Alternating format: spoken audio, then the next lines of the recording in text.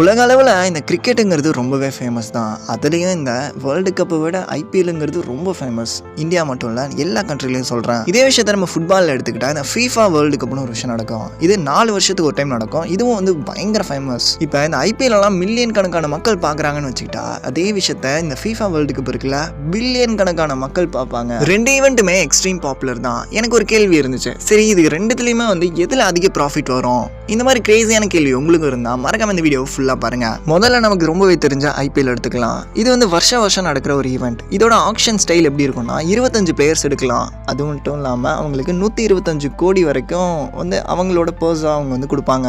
இந்த ஐபிஎல் என்னதான் வருஷம் நடந்தாலும் இதோட ஃபீவர் குறையவே குறையாது. அதனாலே வந்து நிறைய ஸ்பான்சர்ஷிப், அது மட்டும் இல்லாமல் அதோட டெலிகாஸ்டுக்கான அந்த பணம், இதை சேர்த்தே வந்து நிறையவே பணம் இந்த ஐபிஎலுக்கு ஒரு வருஷத்தில் மட்டும் கிடைக்கும். நான் வந்து ஒரு அப்ராக்சிமேட்டான ஒரு டீட்டெயில் தான் எடுத்திருக்கேன். கிட்டத்தட்ட 12,000 கோடி வந்து ஒரு வருஷத்துல மட்டும் ஐபிஎலோட ரெவென்யூ மட்டும் கிடைக்குதுன்னு சொல்லியிருக்காங்க. இதுல இந்த பிளேயர்ஸ்க்கான சம்பளமே வந்து கிட்டத்தட்ட ஒரு 17% வந்து போயிடும். சரி, இந்த 17% தவிர்த்துட்டு நம்ம பார்த்தா இந்த ஐபிஎலோட ரெவென்யூ பர் இயர் வந்து ரொம்பவே அதிகம். சரி, இப்போ அப்படியே ஃபுட்பாலுக்கு வரலாம். இந்த வேர்ல்டு கப் பொறுத்த வரைக்கும் வருஷம் நடக்கிற ஒரு ஈவெண்ட் கிடையாது. 4 வருஷத்துக்கு ஒரு டைம் நடக்கிற ஃபீஃபா வேர்ல்டு கப். இதுல என்னதான் மிகப்பெரிய நிறைய நாடுகள் போட்டி போட்டாலும் இதுல வெறும் 48 டீம்ஸால மட்டும்தான் குவாலிஃபை ஆக முடியும்.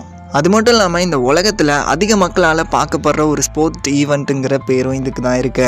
இவங்களுக்கு இதை நடத்துறதுனால ஒரு வருஷத்தில் எவ்வளோ ரெவென்யூ வருதுன்னா, அதாவது கிட்டத்தட்ட 91,000 கோடி. அப்ராக்சிமேட் டீட்டெயில் தான் நான் எடுத்திருக்கேன். அதாவது இவங்களோட ஸ்பான்சர்ஷிப், அது மட்டும் இல்லாமல் இவங்களோட டெலிகாஸ்ட், இதுக்கெல்லாம் சேர்த்து தான் வந்து இந்த அமௌண்ட் சொல்லியிருக்கேன். இதில் ஒரு மேஜரான ஒரு மைனஸ் என்னன்னா, கிட்டத்தட்ட 70% ஆஃப் த ரெவென்யூ வந்து இவங்களோட பிளேயர்ஸ்க்கே போயிடும். அதனால இவங்களோட ப்ராஃபிட் வந்து ரொம்ப கம்மி தான். ஏன்னா வந்து நம்மளோட ஐபிஎல் வந்து வருஷம் நடக்குது. அது மட்டும் இல்லாமல் பிளேயர்ஸோட சேலரியும் ரொம்ப கம்மி தான். ஏன்னா கிட்டத்தட்ட 17% தான் மேக்ஸிமமே. ஆனால் ஃபீஃபா வேர்ல்டு கப்பில் அப்படி கிடையாது. கிட்டத்தட்ட 70% ஆஃப் த ரெவென்யூ வந்து இவங்களுக்கே போயிடும். அதனால அவங்களோட ப்ராஃபிட் கம்மி தான். இந்த கம்பேரிசனே கொஞ்சம் தப்பான விஷயம் தான். இருந்தாலும் என்னோட ஒரு கியூரியாசிட்டிக்கு தான் இந்த கம்பேரிசன் வச்சேன். ஏன் இப்படி சொல்கிறேன்னா, ஏன்னா ஐபிஎல்ங்கிறது நம்மளோட இந்தியாவுக்குள்ள மட்டும் நடக்கிறது. அதுவும் ஒரு 10 டீம் மட்டும் தான் கலந்துக்கிறாங்க. அதுவும் வந்து அதிகமாக ஃபாரின் பிளேயர்ஸும் இருக்கக்கூடாதுங்கிற ஒரு ரெஸ்ட்ரிக்ஷன் இருக்கு. ஆனால் வேர்ல்டு கப்னாலே அது ஒரு பெரிய ஈவெண்ட். கிட்டத்தட்ட 48 டீம் வந்து அதில் கலந்துப்பாங்க.